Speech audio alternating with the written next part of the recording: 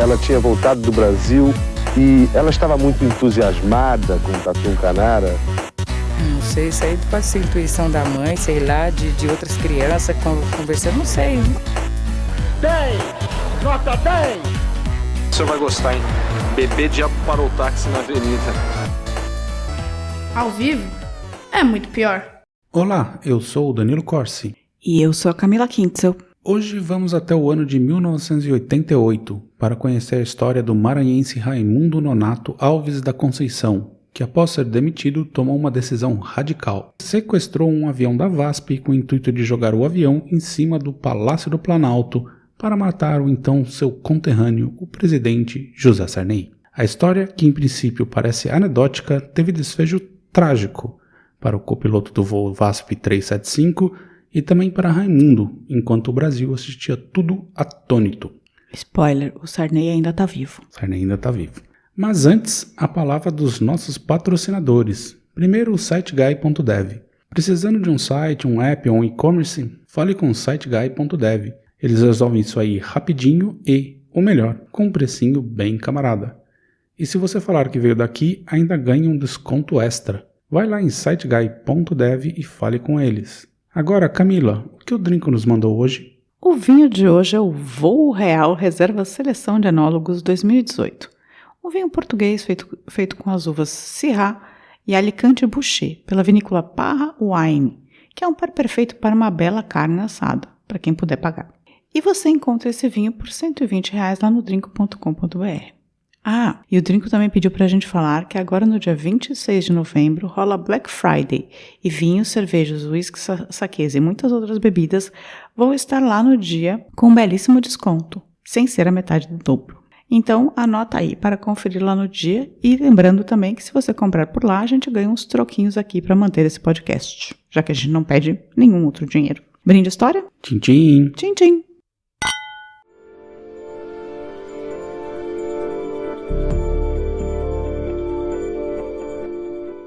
Camila, imagine que você mora em um país onde a inflação está explodindo, a gasolina subindo de preço quase todos os dias, alimento ficando uma fortuna e, para piorar, você acaba de perder o emprego. O que você faria? Iria no Facebook reclamar. No Facebook? Não, no Twitter? Twitter tem mais reclamações no Twitter. No Twitter também. E no Instagram também eu reclamaria no Instagram.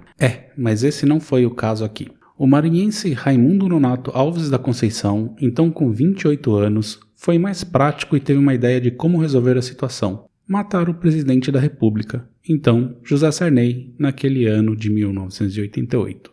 Ah, Délio. Eu não vou comentar, esse é seu suspiro. Mas como e por que ele chegou a essa decisão tão radical? Em 1988, Raimundo, natural de Vitorino Freire, no Maranhão, tinha 28 anos. Na adolescência começou a trabalhar em obras e praticamente não parou mais.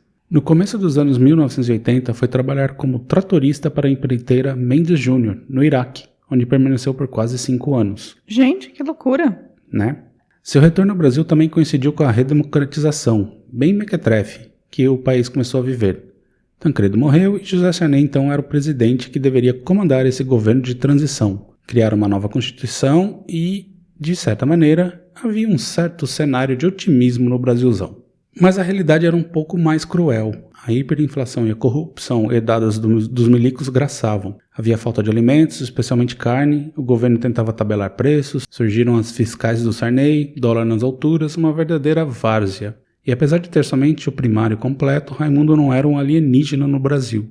Entendia muito bem o que acontecia, principalmente quando estava trabalhando. Quando estava no Iraque, ele ganhava por volta de $4 por hora de trabalho. No Brasil, o mesmo serviço pagava apenas 34 centavos pela hora. Apesar de putaço com a situação, ele estava remediado, pelo menos ainda tinha emprego, mas por pouco tempo. Tá, então o Raimundo ele trabalhava como tratorista no Iraque. Tratorista no Iraque. Tá. 1988 mostrou-se um ano bem duro para Raimundo, que perdeu emprego em uma obra em Minas Gerais e passou praticamente aquele começo de ano em busca de trabalho, sem sucesso.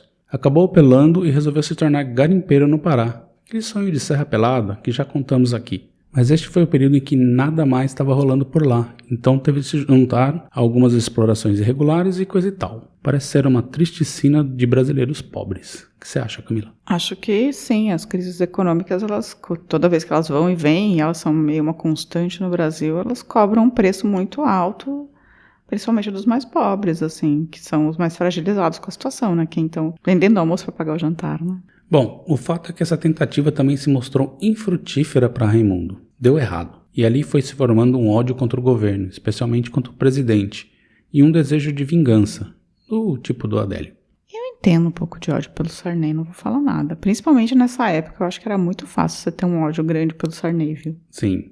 Mas como esse ódio se desenvolveu, pouco se sabe de fato. Há alguns relatos de conhecidos dele que citam as reclamações, a raiva do governo. Um dos seus 7 irmãos, que ele sempre visitava, descrevia Raimundo como educado, sempre consciente do trabalho e sempre aparentando estar bem, mas nunca passou pela cabeça de ninguém que ele iria se radicalizar. Cabe dizer também que ele não deixou nenhum diário, cartas ou qualquer coisa que explicasse os motivos do que iria fazer. Mas pelo que eu entendi, ele era semi-analfabeto também.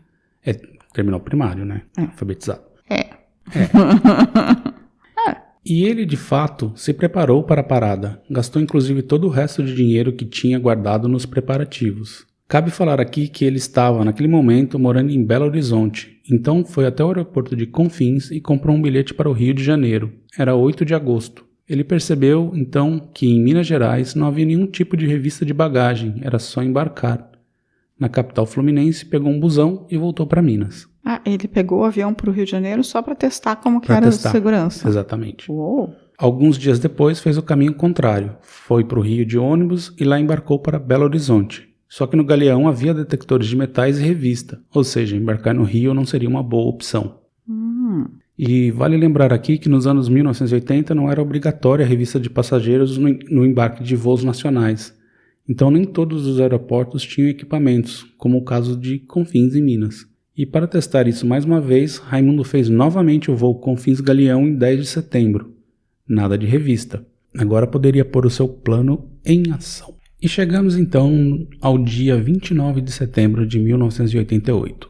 Nesse dia, o voo VASP 375, usando um Boeing 737-317, decolou do aeroporto de Porto Velho, em Rondônia, com direção ao Rio de Janeiro, com escalas nos aeroportos de Cuiabá, Brasília, Goiânia e Belo Horizonte. O avião tinha o comandante Fernando Murilo de Lima e Silva, o copiloto Salvador Evangelista, conhecido como Vangelis, e mais 4 tripulantes. Vangelis não é uma banda? É um cantor. É um músico, na verdade, né? Que fazia trilha sonora, uns teclados, assim. Então, eu tô lembrando disso da década de 80. Anos 80, E tudo corre bem até pousar em BH.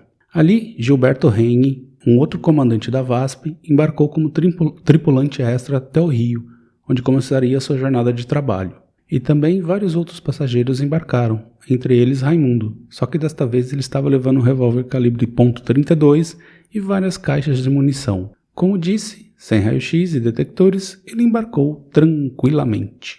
O avião decola de Belo Horizonte às 10 horas e 52 minutos com 98 passageiros, além dos agora 7 tripulantes. Após 21 minutos de voo, perto da região de Barra do Piraí, no Rio, o comandante começou seu procedimento de aterrissagem no galeão. Raimundo decidiu agir. Se levantou de seu assento e foi em direção à cabine do avião. Tentou abrir a porta, mas ela estava trancada. Começou a dar trancos na fechadura para ver se conseguiria arrombá-la. O comissário de bordo, Ronaldo Dias, foi ver o que estava acontecendo e impedir aquele cara lá de entrar na cabine. Raimundo nem hesitou, sacou a arma, mirou na cabeça e disparou contra Ronaldo. Por sorte, com o disparo, Ronaldo virou um pouco a cabeça e a bala o atingiu apenas de raspão. Mesmo assim, desabou no chão, mas gritou para os passageiros: se abaixem que tem um louco a bordo. Gente, que loucura, o cara levou uma bala na cabeça, mas se desviou no último segundo. No último segundo. Ok, ficou emocionante essa história. Aí baixou o Rambo no Raimundo. Ele começou a disparar loucamente contra a porta da cabine do avião, tentando estourar a maçaneta. Só que naquela época, as portas das cabines não eram blindadas, então as balas começaram a voar onde estava a equipe de comando da aeronave. Uma delas atingiu a perna de Gilberto, o piloto carona. O comandante Fernando Murilo se encolheu para o lado esquerdo de sua cadeira e por pouco não foi atingido também. As balas começaram a atingir o painel de controle. Gente, que maluco! Totalmente. Percebendo que não tinha opção, Murilo fez Salvador abrir a porta para Raimundo. o agora oficialmente sequestrador e terrorista anunciou o sequestro da aeronave e determinou um novo rumo, Brasília. O comandante aceita e sorrateiramente coloca o código 7500 no transponder do avião, o código universal de sequestro. Ao mesmo tempo, apela para que Raimundo deixasse Gilberto, ferido, deixar o cockpit. Apesar da relutância, o sequestrador aceitou. Gente, existe um código mundial para sequestro? Existe. Bom saber, a gente anota aí, 7500 se vocês precisarem. E se vocês forem pilotos. Mas logo em seguida deu merda. O avião já ia em direção a Brasília e o controlador de voo da cidade entrou em contato com o VASP 375, pedindo para confirmarem a rota. Aparentemente ele não tinha entendido o código, afinal ninguém imaginava um sequestro de avião. Vangelis se abaixou para responder no microfone e aí Raimundo, acreditando que ele iria pegar uma arma, deu um tiro na nuca, matando na hora. Murilo manteve o sangue frio e discretamente abriu as comunicações com a torre e murmurou no seu microfone: "Ele matou meu copiloto." Só aí que a ficha caiu geral. A Polícia Federal do Distrito Federal foi acionada e a Aeronáutica também, que decolou um caça Mirage para interceptar o avião em tempo recorde. Levou menos de 5 minutos para esse avião decolar. Caramba! Às vezes funciona, né? Uia! Mas conforme iam se aproximando de Brasília, um novo problema surge: combustível. O avião iria de Belo Horizonte para o Rio, não para Brasília. Iria faltar, com certeza. Murilo fazia os cálculos e perguntou para Raimundo o que ele iria fazer em Brasília. A resposta foi: vamos jogar o avião no Planalto, vamos para cima do Sarney. E aí o piloto se deu conta que todos iriam morrer. Gente, imagina você tá nesse avião com esse cara descontrolado. Ai, gente. Espera que só piora. E foram 20 anos antes das Torres Gêmeas? Não. 88, 2001, né? Mais ou menos. 13 anos antes das Torres Gêmeas, mas é, muito parecido, né? Mas eu vou falar sobre isso mais pra frente. E no Planalto, o Sarney ficou sabendo do sequestro do avião, mas como ninguém ainda sabia o objetivo, ele continuou por lá. Eu adoro que não tem nenhum procedimento de segurança. E enquanto tudo isso rola, Murilo vê o caça se aproximando e achou que iria ser abatido. Mas isso também não aconteceu, o caça só começou a acompanhá-lo. Já chegando em Brasília, ele não conseguia localizar o aeroporto. E foi aí que Murilo começou a brilhar muito. Ele viu uma formação de nuvem em cima da cidade e levou o avião para lá. Assim evitava que Raimundo avistasse a cidade abaixo e pôde falar que tudo estava fechado na cidade. Não tinha como pousar, muito menos achar o Planalto. Raimundo então pede para irem para Goiânia. E Murilo explica que não há combustível e que tinham de ir para Anápolis. O sequestrador aceita, mas depois muda de ideia. Tinham de ir para Goiânia. De novo, Murilo abre discretamente o microfone e avisa que só tinha combustível para mais 15 minutos. O Sindacta, que é o controle aéreo, responde ciente e o direciona para o aeroporto Santa Genoveva. Onde fica o aeroporto Santa Genoveva? Em Goiânia. Ok. Já se aproximando, Raimundo mudou de ideia de novo. Queria ir para São Paulo. Murilo fala que não tem como, não há combustível, mas Raimundo não arreda pé. Ou o comandante morria com um tiro ou morreria na queda do avião. Aí ele resolveu agir. Gente, que loucura. O cara, ele tava completamente fora de si mesmo. Assim. Perdidaço. E perdidaço. Ele não estudou nada do que tava fazendo. Nada. Só, que dava pra embarcar com uma arma. Exatamente. Foi a única coisa. Aí parou todo o planejamento dele. Todo o planejamento dele. Mas ele também enfrentou um comandante bem ligeiro. E o Murilo, como fora piloto da Força Aérea, ele sabia como fazer manobras. Ele mandou um tunô, que é basicamente ele girou o Boeing de cabeça para baixo. A ideia era derrubar Raimundo, que ele soltasse a arma e os passageiros pudessem rendê-lo. E antes de fazer a manobra, ele conseguiu ligar o botão de aperte os cintos para os passageiros. Mas Raimundo nem caiu, nem soltou a arma. Gente, o cara tava, Demoniado. O cara, ele conseguiu se segurar com um braço e segurar a arma com a outra. O motor esquerdo parou por falta de combustível. Murilo resolveu fazer mais então. Ele baixou o avião e resolveu fazer um parafuso, que é basicamente uma queda livre girando. A asa parecia que iria ser arrancada, passageiros berrando. Imagina a cena, um avião caindo rodando. E Murilo só conseguiu estabilizar o avião na terceira tentativa. E desta vez deu certo. Raimundo estava estatelado no chão. Senhor! O cara, falou, vou virar essa merda até esse filho da puta cair. É isso que eu vou fazer. Basicamente, porque assim, ou ele morria com tiro ou o avião ia cair por falta de combustível. Então eu vou derrubar o desgraçado. Derruba ele. O Gilberto tentou correr para pegá-lo, mas o tiro que levou havia quebrado sua perna, então não deu certo. Outros passageiros também se levantaram para tentar contê-lo, mas Raimundo foi ligeiro e recuperou a arma, apontando para eles. Gente, esse cara também. Tava na força do ódio. Tava. E foi o bastante para acalmar a revolta. Enquanto tudo isso acontecia atrás, Murilo conseguiu estabilizar o Boeing bem diante do aeroporto. O motor direito apagou, mas mesmo assim ele conseguiu pousar. Eram 14 horas e 15 minutos. A polícia já ocupava todo o aeroporto e a pista. E aí começa o festival de lambanças. Bem, por enquanto ele matou só o copiloto. Só o copiloto aí tem e um cara feriu dois tripulantes, né? O piloto extra, o piloto que pegou carona e o um comissário que tava com um tiro na cabeça, mas era só de raspão. Exatamente. Com o avião pousado, era hora de negociar. Raimundo pediu para o avião ser reabastecido em troca do corpo de Vangelis e dos feridos a bordo, Gilberto e Ronaldo. Sob as câmeras da Globo, que entrou ao vivo, o corpo e os feridos foram retirados. Mas não havia nenhuma chance de reabastecerem um avião. Murilo servia como negociador da parte de Raimundo, que pediu um caça, mas se contentou com um bandeirante, que havia acabado de pousar com Romeu Tuma, então chefe da Polícia Federal. Raimundo topou. Mandaram o avião sem as portas e não colocaram nenhuma escada. No fundo do bandeirante, escondido atrás de uma cortininha, um sniper aguardava a oportunidade de atirar em Raimundo. Um sniper atrás de uma cortininha, mas num avião é meio perigoso, assim? Sniper tipo, brasileiro. Combustível. E o Raimundo levou o Murilo e mais 2 comissários como escudos humanos. Ele era baixinho, então não conseguiria entrar no avião sem apoiar as 2 mãos para impulsioná-lo. E o Murilo ainda fez pezinho para ele subir no bandeirante. E enquanto isso estava rolando, tristeza. O sniper se precipitou e atirou, errando Raimundo e quase acertando Murilo. E aí começou o barata voa. Senhor do céu, pô, sniper brasileiro. Murilo corre, Raimundo cai, mas ainda consegue atirar acertando a perna do comandante. Os comissários correm para um arbusto do lado da pista para se esconder. Murilo, mesmo ferido, correndo em zigue-zague para fugir dos tiros de Raimundo, consegue voltar ao Boeing e fechar a porta. A polícia abre fogo, uma saraivada, mas só 3 tiros acertam Raimundo. Nenhum fatal.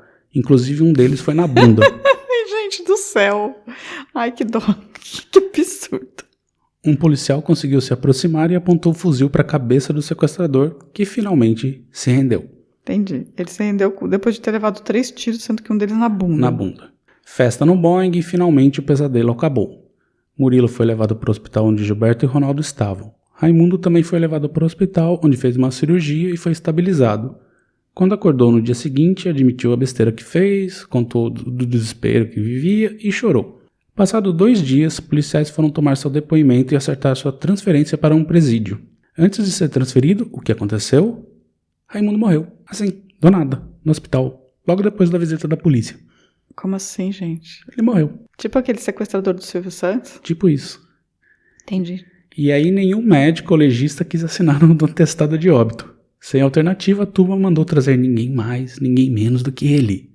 Badam Palhares, o legista das estrelas. Aham. E segundo seu laudo, Raimundo havia morrido de infecção generalizada causada por anemia falciforme. Gente, amo, né? Basicamente, perdeu sangue. Sei. Badam Palhares, o mesmo dos laudos do PC Farias. Entre outros. E do Mengele também, né? Também. Acho que... Agora não lembro. Foi. E assim ficou. O depoimento que o Raimundo deu, ninguém sabe. Nunca foi divulgado. Os motivos reais, não foi falado. No final, essa odisseia deixou mais perguntas do que resposta e não parece que iremos saber de tudo por muito tempo. Já conhecia a história? O que você achou? Eu nunca... Quer dizer, na verdade eu tenho uma lembrança muito vaga, assim, de alguém que queria jogar um avião no palácio, mas, assim... Não sabia nada da história, eu era pequena nessa época. E o que você achou? Achei vanguardista. Né? Achei o Raimundo extremamente vanguardista, porque ele teve essa ideia de jogar um avião no Planalto, que foi anos antes do... Ainda falarei sobre isso. Desculpa, mas eu tô chegando a essas conclusões sozinhas, eu não posso aqui. Achei incrível. Para fechar, preciso falar mais umas coisinhas. O comandante Murilo foi condecorado com a Ordem do Mérito Aeronáutico logo após o acidente, mas nunca recebeu um agradecimento do Sarney. Filho da puta. Ele morreu aos 86 anos de idade em 2020 de Covid. Ai, gente. Mas tanto ele como os demais tripulantes continuaram a vida profissional na aviação. Mas ele viveu bastante também. Viveu. Né? Vamos considerar que ele viveu bastante. Mas não precisava ter morrido de Covid, né? A Boeing até hoje diz que é impossível fazer as 2 manobras que ele fez em 88 usando seus modelos. Assim, ela não aceita que aconteceu isso. Mas ele fez. Ele fez. Tem até o cara do Mirage, garante. E por fim, um relatório do FBI cita esse sequestro como uma das inspirações da Al-Qaeda para o ataque às Torres Gêmeas em 2001. Teria sido essa experiência que fez Bin Laden ter a certeza que não bastava sequestrar um avião, ele teria que ter pessoas que soubessem operá-lo também, para não ficar nas mãos do piloto. Gente, Brasil... Né? Trend. Criando tendência, desde 1988. Ah, isso é louco, hein? E eu li também, né, na pesquisa que tinha um filme que seria feito sobre a história, mas vi no site da Ancine que ele foi cancelado. Pena. Mas se você quiser ouvir o Murilo falando sobre o que aconteceu, vá no canal Asas, no YouTube, que lá tem uma entrevista bem legal com ele. E é isso. Agora uma pausa e recadinhos em breve. Chegou em Brasília, eu sabia das intenções dele, só que tinha uma nuvenzinha. Aí eu comecei a afastar para a esquerda para jogar a nuvem em cima de Brasília. Aí eu falei para ele, Brasília não dá para ver. E quando chegou em Goiânia, que eu comecei a rodar, ele falou assim, vamos para São Paulo. Assim, cara, eu não consigo ir para São Paulo. Nós vamos cair no meio do caminho. Na hora que eu acabei de falar isso, parou o motor esquerdo. Tirei do piloto automático, peguei velocidade no avião e fiz um túnel. Camila, se alguém tem informações sobre o que aconteceu com o Raimundo, como faz para contar pra gente? É melhor contar pra... Melhor escrever um livro, né? Ou contar pra polícia, não dinheiro, pra gente. Mas se você quiser muito contar pra gente suas experiências, suas informações sobre o Raimundo. Raimundo Nonato, que é o nome do professor da escolinha, né? Tipo, eu não consigo. Você escreve pra contato@muitopior.com.br ou manda uma DM no Instagram, no Facebook, no Twitter ou faz um comentário no YouTube.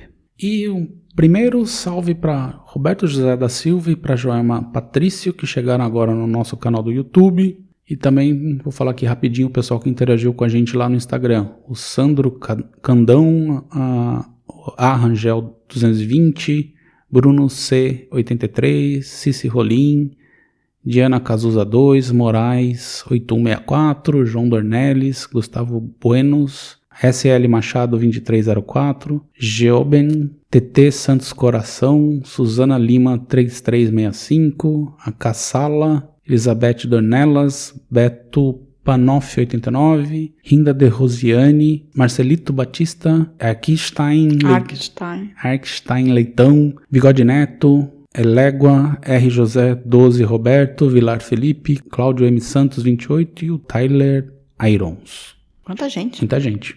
E também lá no YouTube agora temos a nossa comunidade onde vocês podem deixar recados, pedidos e etc. E foi o que o Ítalo NZ fez. Ele falou, opa, sou novo nesse canal, parabenizar pelo conteúdo feito de forma bem simples e direto. Eu queria mesmo que falassem sobre o livro Homens e Caranguejos, grande romance de José de Castro, ambos tão pouco escutados e conhecidos, mas que fizeram uma alta diferença na época. José de Castro, podemos a gente gosta muito de fazer biografia sobre autores, então vamos lá, né? E daí ele também foi no episódio do Chico Science e mandou mais um canal conservador, inscrição com certeza. Valeu pelo bait aí. E a gente é conservador? Não, mas é um bait pra galera conservadora ouvir. Entendi. E ficar chocada. Ele também se inscreveu no meu canal Eu e Deuses, do outro podcast que eu tenho, que é sobre mitologia. Obrigada. A Helenara Stein Leitão, que eu acho que deve ser a... Ark. Teta. Muito interessante a história de Elk. Gosto dos podcasts porque despertam a curiosidade para conhecer mais sobre as pessoas e acontecimentos. O que me impactou muito foi sobre o massacre dos indígenas, que desconhecia. Isso vai ser um eterno... terror, né? Terror. É que vocês nunca ouviram o episódio do circo. Ouçam. Não ouçam. E ela disse também que quer um episódio sobre o Stuart e a Zozo Angel. E que a sugestão do fundo musical do Fernando José é ótima. Chico, né? E a outra sugestão é a história de Aracy Guimarães Rosa. Não sei se já fizeram. Não, a gente não fez. É a mulher do Guimarães Rosa, quando ele trabalhava aqui. Acho que ele trabalhava em Hamburgo. Acho que sim, né? E eles ajudaram um monte de gente a escapar do regime nazista. O Renato Alves falou no episódio da Elk, muito bom. Elk Maravilha faz muita falta. Faz mesmo, né? Faz mesmo. E também um salve pro Ricardo Cravo, que continua nos mandando vários temas interessantes. É verdade, perdão, Ricardo. Semana passada eu ia agradecer você por ser um colaborador ativo e a gente gosta muito do que você manda pra gente. E eu esqueci de colocar na nossa listinha, então agora vai um double. O Ricardo Colosimo, acho Deve que é ser isso. Colosimo. Ele disse que achou interessante apresentar esse acontecimento visto ser história. Só não gostei do jeito meio debochado de vocês narrarem, visto ser um assunto sério. Isso sobre o episódio das polacas. Olha, eu acho que a gente tem que fazer eu vou falar uma coisa que eu já devia ter falado antes. E eu acho que eu vou falar isso em todos os episódios de crimes, ou que tiverem coisas assim, ou tiverem mortes. É que assim, a gente nunca tira sarro das vítimas, sabe? A gente nunca tira sarro de quem tá... Mas a gente tira sarro um pouco da polícia, a gente tira um pouco sarro dos políticos da época. Esse é o nosso jeito, a gente vai continuar debochando, assim, mas a gente nunca vai tirar sarro das vítimas, assim. Isso é uma coisa não, isso nunca. Respeito, nem das famílias, entendeu? Agora, se tiver um criminoso, a polícia, a política brasileira, sorry, a gente vai tirar sarro, sim. Fato. O Éder Dionísio pediu lá a trilha no episódio do Revoada dos Galinhas Verdes e eu já mandei pra ele lá no Instagram. E, por fim, o Giancarlo também mandou e-mail e vamos que vamos, né? Sim, Giancarlo mandou e-mail comentando vários episódios. Ele é um querido. Nosso super e-mailhador. E você separou alguma coisa aí que você queira? Não, essa semana eu não separei nada, não. Então é isso, né? É isso, gente. Beijos e até essa próxima semana. Semana que vem estaremos de volta. Tchau, tchau. Tchau. Ao vivo é muito pior. Esse episódio é um oferecimento de trinco.com.br e siteguy.dev.